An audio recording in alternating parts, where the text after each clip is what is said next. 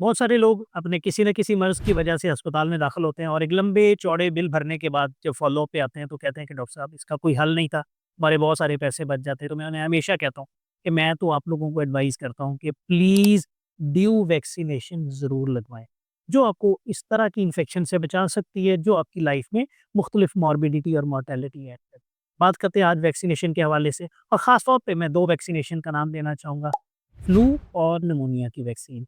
ये हर बंदे के लिए ज़रूरी है, हर बंदा 4 साल से ऊपर हर एक के लिए रिकमेंडेड है और ख़ास तौर पे वो लोग जिन लोगों को कोई ना कोई बीमारी है जिसके अंदर उनकी इम्यूनिटी कम हो जाए, वो शुगर के पेशेंट्स हों, ब्लड प्रेशर के पेशेंट्स हों, हार्ट के, किडनी के, लिवर के, लंग्स के, अस्थमा के, एलर्जीज़ के, कैंसर के, किसी भी मर्ज़ में अगर आप मुब्तला हैं, सो अगर आपको इन्फेक्शन लग जाती है तो आपका हॉस्पिटल का स्टे बढ़ जाता है, आपकी मेडिसिन की कॉस्ट बढ़ जाती है। जो लोग आपके साथ जुड़े हुए हैं, वो अपना बेचारा रोज़गार छोड़ के आपके साथ, आपके अटेंडेंट बन के हॉस्पिटल में रहते हैं, तो ना सिर्फ़ वो अपना किसी न किसी कारोबार या जॉब के लिहाज़ से नुकसान कर रहे होते हैं, बल्कि खुद भी दूसरी इन्फेक्शंस के लिए प्रोन हो रहे होते हैं। और जो मेंटल ट्रॉमा है, उसकी तो कोई बात ही नहीं करता। I am just talking about the finances.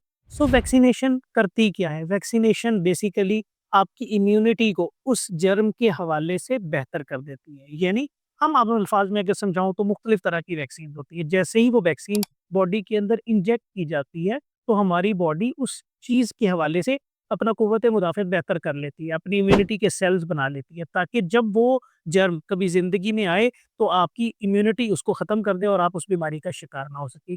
जो 2 मेजर वैक्सीन के हवाले से मैं बात कर रहा हूँ, सबसे इम्पोर्टेंट है एच इन्फ्लुएंज़ा वायरस के हवाले से, उसे हम कहते हैं फ्लू शॉट या flu vaccine. Flu vaccine H influenza virus की वजह से होती है। ये वायरस हर साल शक्ल बदलता है। मेरा ख़्याल है कि कोरोना की पहली लहर, दूसरी लहर, तीसरी लहर के बाद लोगों को पता लग गया कि वायरस किस तरह शक्ल बदलता है। ये वायरस भी हर साल शक्ल बदलता है। दुनिया में हर साल सितंबर में वायरस की नई स्ट्रेन के हिसाब से वैक्सीन बना के भिजवाई जाती है। सितंबर एंड अक्टूबर से अवेलेबल होती है। 1 साल तक वैलिड रहती है। जैसे ही साल तब्दील होता है, नई वैक्सीन बना के दुनिया में भिजवाई जाती है।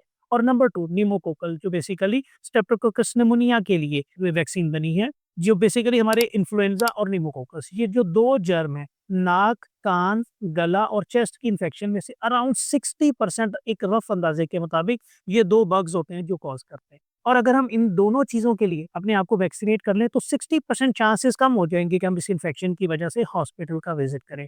लगवाई किस तरह जा सकती है? इन्फ्लुएंजा का तो मैंने बता दिया कि हर साल तकरीबन सितंबर-अक्टूबर में अवेलेबल होगी। निमोनिया की वैक्सीन बेसिकली सारा साल अवेलेबल रहती है। इसके 2 शॉट्स होते हैं। अगर आपकी एज 65 ईयर से कम है, तो 6 महीने के वक़्फ़े से 2 शॉट लगते हैं और अगर आपकी एज ज़्यादा है, तो फिर आपको भी 2 शॉट लगेंगे, लेकिन यंग लोगों को हर 5 साल के बाद बूस्टर लगवाना पड़ता है और 65 वालों को एज़ सच बूस्टर्स की ज़रूरत नहीं होती। और वैक्सीन की कोई कॉस्ट बहुत ज़्यादा नहीं है। ये कुछ हज़ार रुपए में ईज़िली ऑलमोस्ट हर हॉस्पिटल या स्टोर से मिल जाती हैं, जो आपको एक मुज़ी इन्फेक्शन से बचा सकती हैं और ख़ास तौर पे वो लोग जिन लोगों का मैंने बताया कि वो मुख्तलिफ बीमारियों की वजह से लो इम्यूनिटी का शिकार है।